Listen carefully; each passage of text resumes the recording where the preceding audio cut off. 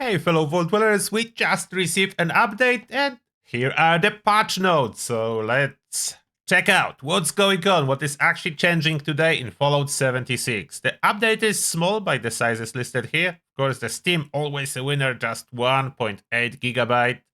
And what's changing? Armor, T65 paint fixed, correctly listing that it's for T65.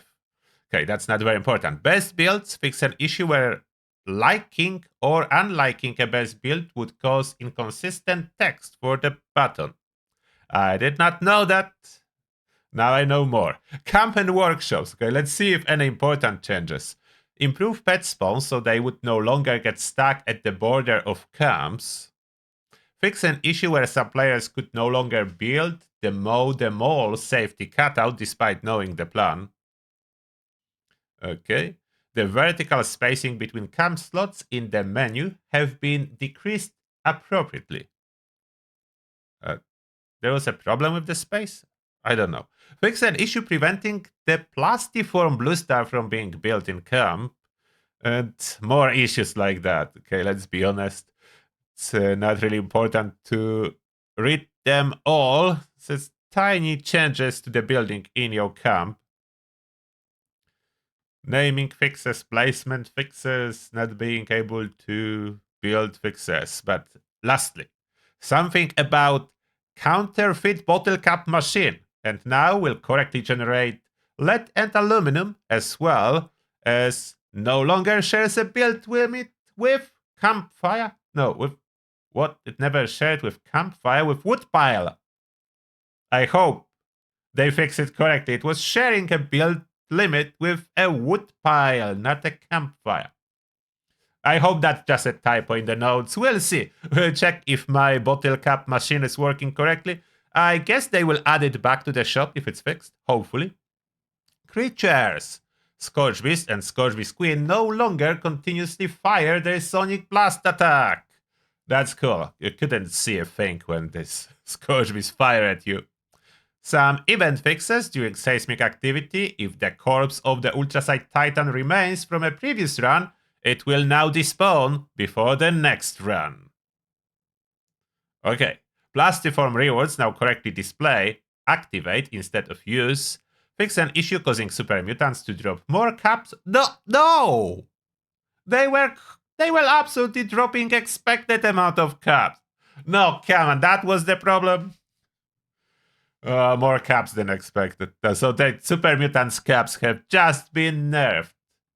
There was more enemies dropping those caps. So is that nerfed everywhere or just for super mutants? Okay, I don't know why would they do that. Gleaming Deaths, that's our raid. What's going on here? Muffman is no longer whispering in the Gleaming Depths. Okay, fine. The electricity hazard on top of EN06 Guardian's platform will now become active sooner and bigger, if that's the same as on PTS. If you still want to attack it with melee, like if you check my original guide to soloing EN06 Guardian, the method with power armor still works. Maybe I will do updated guide after I check what works with this update. Vulcan Research Lab health and progress bars are now localized. The electric field in the Guardian fight has been expanded. Oh, they said that. To cover the intended range on the Guardian's platform. Luckily, we have power armor frames. Fix an issue where the Epsilon Squad trophy wasn't being granted to players who completed the fight under the required time limit. We are still investigating reports of performance issues within the Gleaming Depths raid. Thank you all so much for all your reports so far. Good. Items. Added mutation suppression to the effect descriptions of Radex and Radex Diluted. They added suppression to Radex Diluted?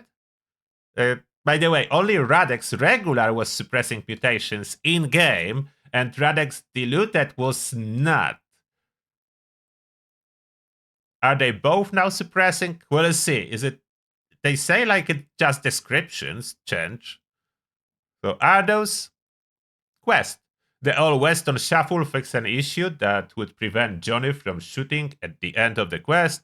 Hunter for Haya fix an issue where Roper and Jackie were unresponsive to quest actions, and Novice of Mistress fixed a rare case where the quest could get stuck.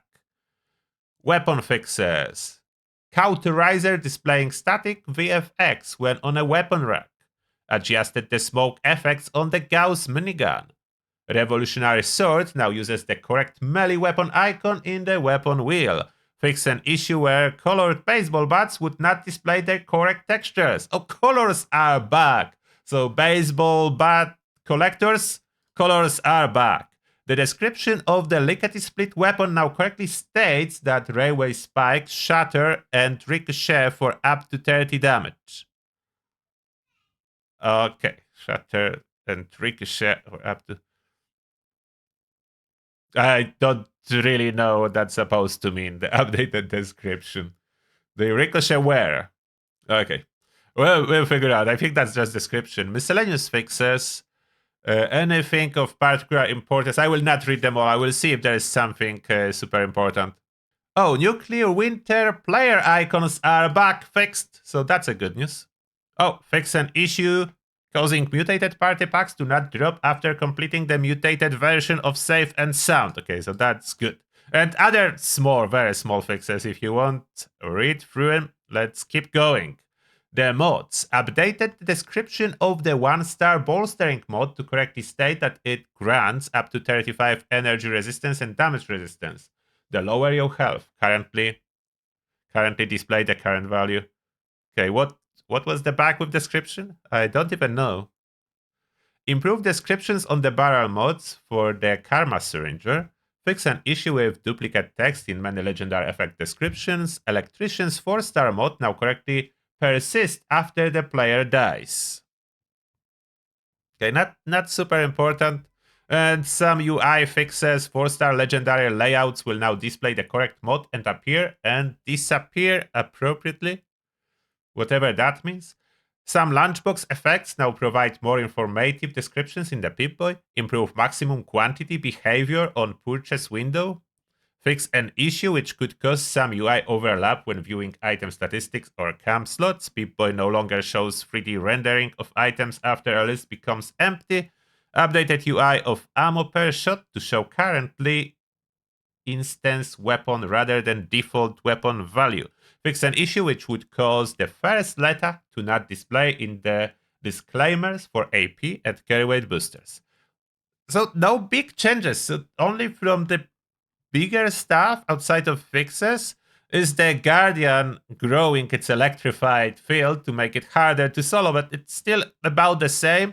You just need to use power armors, and no other changes made it in here that we tested on public test server. So I'm guessing we need to wait until March to get scrapping of legendary mod boxes and so on.